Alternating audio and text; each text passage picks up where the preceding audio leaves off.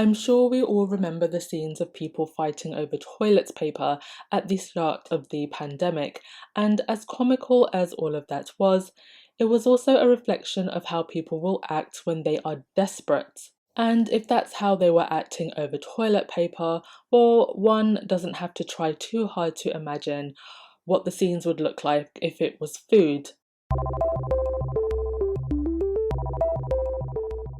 Hello, and welcome to the Prepping with Anne podcast, where we talk all things survival prepping and self sufficient living.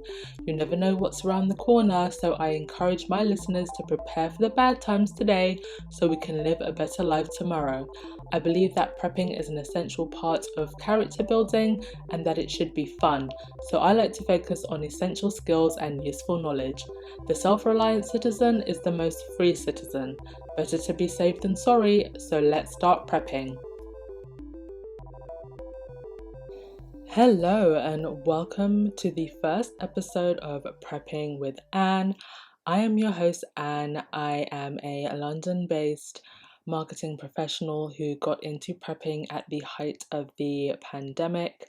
Like many people, 2020 forced me to do some hard thinking about my life and just how prepared I would be for an emergency situation. And quite frankly, I realized I wouldn't be prepared at all.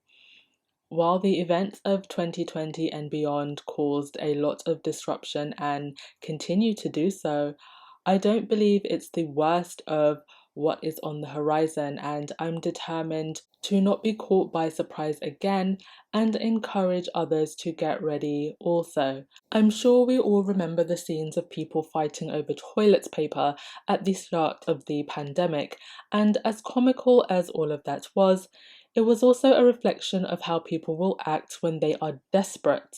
And if that's how they were acting over toilet paper, well, one doesn't have to try too hard to imagine what the scenes would look like if it was food. And there have been plenty of examples over the last few years. If we look to the recent food riots over in South Africa and the ongoing situations in Venezuela and Cuba, we see that when people are met with their own personal survival, they act from a place of the most primitive and Pavlovian parts of their human nature.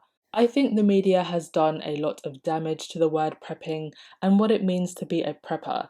They have painted preppers as crazed, bullet crazy maniacs waiting for the apocalypse when in fact, going back a few generations, everyone was a prepper. More people knew how to preserve food, to can food, to grow food, to mend, fix and build things, and were generally more reliant on themselves, their families and communities, and less reliant on the government and the systems that we now heavily rely on. And this reliance on government and the system and the grid means that we take a lot for granted, but it also means that the idea of prepping has become alien to most people because they expect the lights to switch on and for food to be on the supermarket shelves at all times. But now we're facing issues with our global supply chains, food and goods shortages, inflation and product shrinkflation, more extreme and disruptive weather, a turbulent economic landscape, civil unrest, and a wave of major job losses, to name just a few of the things that we should be looking to potentially prepare for. The light switching on and food being on the shelves is no longer a guarantee. After the events of the last 18 months, I just don't think it's acceptable for anyone not to start incorporating preparedness into their lives. And so I am excited to start this channel because I felt a deep inner calling to create this space. I think that 2020 was the start of a great awakening for many of us who are daring to question the current mainstream narratives, the overreaching reaction of government to the pandemic, and the proposed new normal that us freethinkers do not want to partake in. Although there are many amazing preparedness channels and blogs and podcasts, every single one takes a different approach to preparedness. And my way of approaching preparedness and how I want to present it to you is that preparedness can and should be fun. We don't have to focus primarily on the gloom and doom.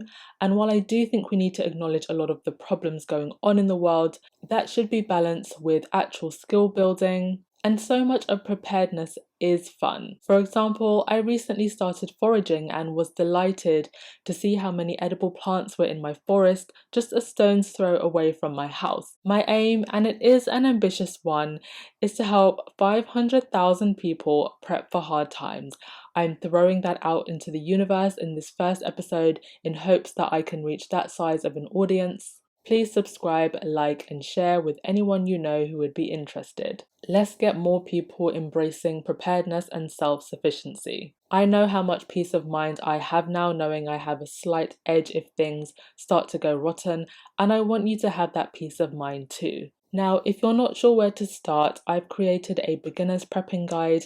Everything you need to get started right away. I'll put a link in the show notes if you're interested in that. It's called Prepping with Anne, and it's a beautiful 24-page coloured PDF guide that you can have on your smart device or print out on paper and put together with a binder. I welcome everyone regardless of your background to join this community. You can also follow on Instagram at Prepping with Anne for free daily tips and tricks, and sign up to the newsletter also. Thank you for listening. Start prepping today, my friends. It's better to be safe than sorry, and let's make prepping fun again. See you in the next one.